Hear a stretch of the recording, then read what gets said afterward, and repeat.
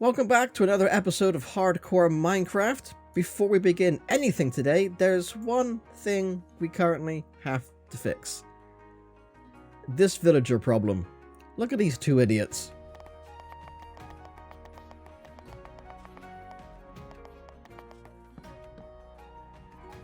There we go. They should now stay within their work site instead of trying to leave at any given opportunity. And now that that minor detour has been taken care of, we can crack on with what we're supposed to be doing today. If you remember at the beginning of the last video, I hinted that I wanted to build a combined moss and bone meal farm right here, but I needed sticky pistons to do it. Well, now I have slime balls, so I can make them as freely as I want. So we're just going to go ahead, grab some basic materials, and then start planning this whole thing out. So this right here is the beginnings of the moss/bone meal farm. As you can see, it's a 7x8 platform down here with dispensers, some blocks either side for railing purposes, and then of course the standard piston system. Well, I say standard, it's not really. Most moss farms that you will see, bone meal farms, whatever you want to call them, most farms like this will only have one row of pistons down the bottom here for pushing the blocks out of the way. But whenever I've tested them, for whatever reason, I occasionally end up with cobblestone, which is not good for a bone meal farm of this kind of design. It's just not good, because moss doesn't grow on cobblestone, only grows on standard stone, like this. Anything else and it won't work. Then we have the stairs, the wooden stairs 1, 2, and 3, all of which are waterlogged. So that is the water sources for this. And then the second layer of pistons here will be for blocking the lava so that we can get stone perfectly every single time. I don't have any lava buckets with me, but I'm going to be placing 3 here and then 3 here, and that'll be fine. And the way that moss farms work, in case you've never actually seen one before, is you start with a moss block in the middle of the whole arena. 1, 2, 3, 1, 2, 3, 1, 2, 3, 1, 2, 3. We ignore this last section. Right in the middle here, we place a moss block, like so. And then the idea is you will have a dispenser feeding bone meal into this block there. And then this happens. And then you have the water coming out of the dispensers here, which pushes all of the surface stuff, all of the moss carpet, all the grass, all of these mini bushes. It pushes everything down the edge here, where there will be a water collection system.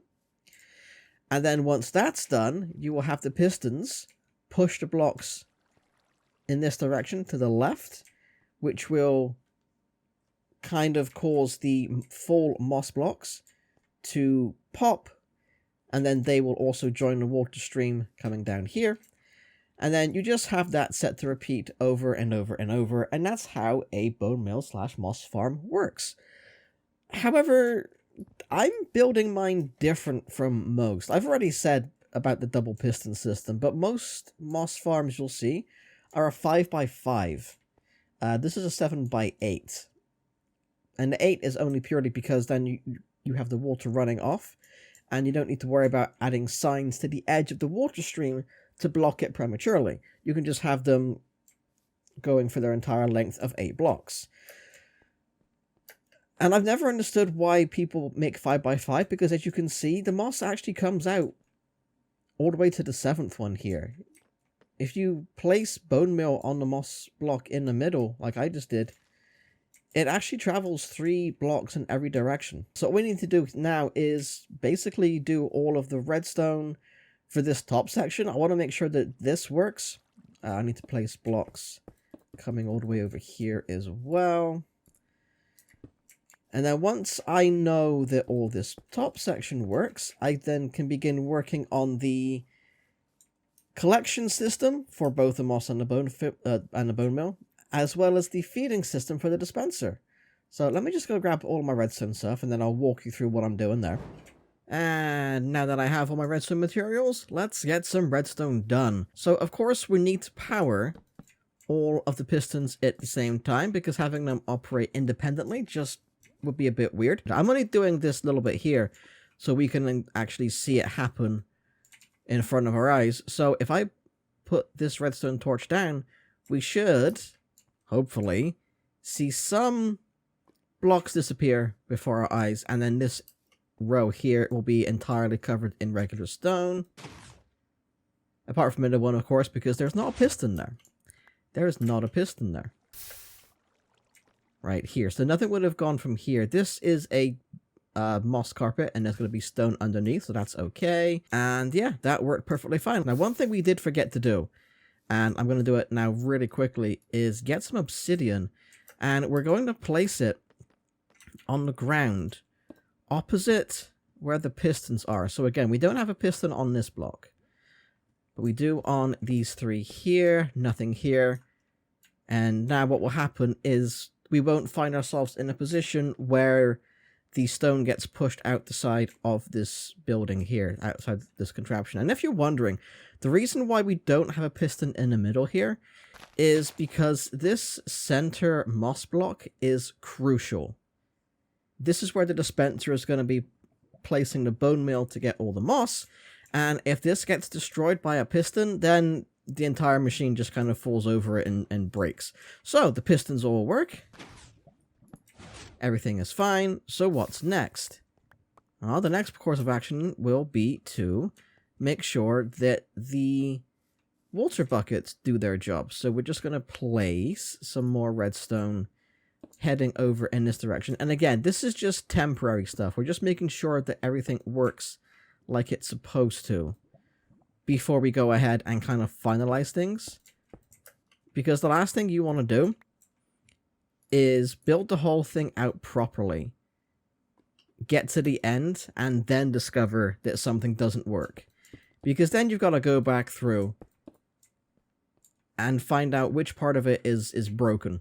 This is going to move the pistons, and it's going to release the water, which is perfect. And then that's how it's going to work. It's going to push everything on the surface off down here. There's going to be like a small gully section here, like I said before, where we will collect everything, but that works perfectly fine. So if we do this once again, this now should turn the water off, as well as pushing pistons. There we go. So that system works perfectly. So the only thing we have to do now is to finish all of this top section off properly. We have to place blocks across here to stop any moss related... Whoops. So, as I was saying, what we need to do now is to finalize this top section, because we have to make sure we have a way to turn this on and off that isn't through a torch, and that there is a kind of clock system built into it so that everything is on a timer, basically. But one thing we need to do, thinking about it, we should really build the dispenser system first so we can get the timing on all sections done at the same time. So one thing we need to do is I'm going to just dig out these stone blocks here to this point, because this is where, like I said, the dispenser is going to be, this block facing upwards. So what I want to do is I would very much like to build that part first. I'm going to build the collection system here for the bone meal and the moss, and then I'll go from that point, because I don't want to have to get the timing sorted out for this bit and then have to redo it later when I get the triggering mechanism for the dispenser in place. So we'll build all of the block parts first, and then we're going to go from there. And I think we are done with all of the main building aspect of this. I've still got to put some blocks across the top here, of course, but that can be done in a matter of seconds. That's fine. But as for the rest of everything else, I built the collection and dispensary system. So the way this is going to work is you'll be able to choose whether you will be collecting bone meal or moss down the side. And the way you're going to get to choose is I'll add a switch up here eventually, where you can choose to have the water basically flowing in one direction or in the other direction. And if it's flowing this way, you will get bone meal. If it's flowing this way, you will get moss. Easy as that. And the way that you put bone meal back into the system is you place it in this chest here. And what is happening is there is a redstone torch underneath this hopper right there, which is locking it, which means that nothing will get passed into it from this chest here. But as soon as I flick this lever, you will see all this bone meal disappear, and it will end up in the bottom here in this dropper right there. So you can see it's slowly depleting from here, and it is now appearing over here in this dropper. We're going to wait for that to just completely empty. Then we're going to relock the hopper like that, and now we should have 30 pieces in here. Now on this side, this is where we're going to have the activation redstone for this dropper tower with this dispenser on top. So these three are droppers. 1, 2, and 3 are droppers. That is a dispenser. And what we're going to be doing is we're going to have a redstone line come down here, which will then send the bone meal up through the droppers into the dispenser and then fire out the top into that moss block that I showed you earlier. And then we're going to have that linked to all of these systems as well. And it's going to be good. So what we're going to do now is do a little test. I've put 10 pieces of bone meal into the system. This chest is currently locked, so nothing is going to move out of it once it goes in.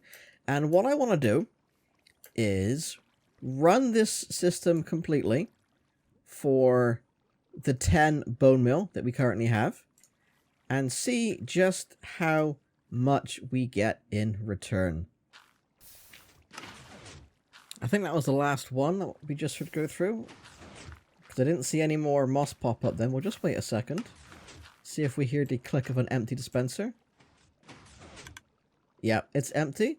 So let's go ahead, turn this off, and then we check and see what our 10 bone meal has brought us. 22! That's not bad. I love that. I love the fact that this bone meal will just give you double what you put into it. That's fantastic. However, it doesn't matter how good it is. It does currently look a little bit, well, rubbish, shall we say. So let's enter time-lapse mode and make a building around it. See you on the other side.